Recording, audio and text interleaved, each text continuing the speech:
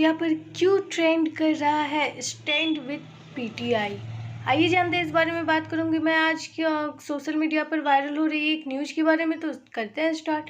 समाचार agency press trust of India PTI में प्रकाशित एक इंटरव्यू और इससे जुड़े प्रसार भारती के पत्र को लेकर भारतीय सोशल मीडिया पर रविवार को चर्चा गर्म है।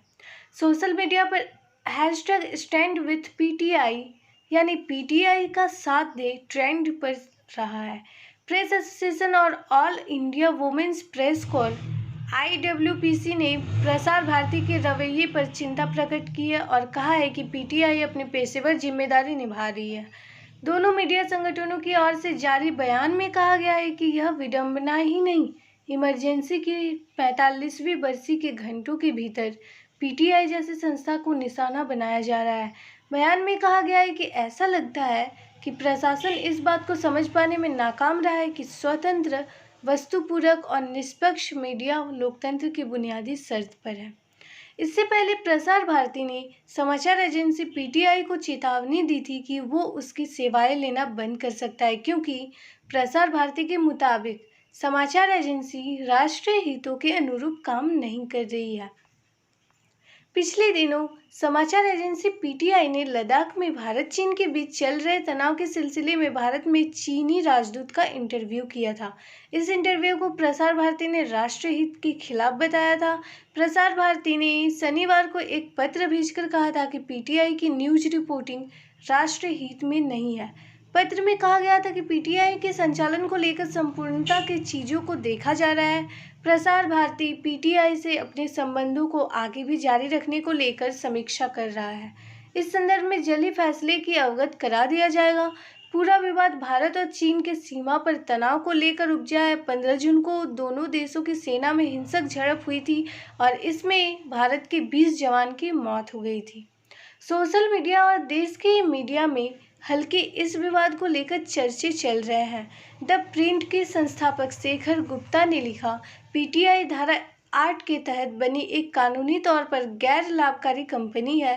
देश के प्रमुख समाचार पत्र समूह इसके शेयर धारक हैं और अपने मालिकों और सीईओ के जरिए बोर्ड में प्रतिनिधित्व करते हैं। साथ ही यहाँ कम से कम 3 स्वतंत्र निदेशक हैं। अगर पीटीआई को चरित्र बदलने के लिए मजबूर किया गया है तो यह दुखद होगा। एक और ट्वीट में सुहासिनी हैदर ने कहा, पीटीआई की हालिया कवरेज को राष्ट्रीय हित और क्षेत्रीय अखंडता के खिलाफ बताकर प्रशासन स्वतंत्र, निष्पक्ष और वस्तुनिष्ठ मीडिया जो लोकतंत्र का अहम अंग है उसकी प्रशंसा करने में नाकाम रहा। आइए देखते हैं सुहासिनी हैदर ने क्या ट्वीट किया है।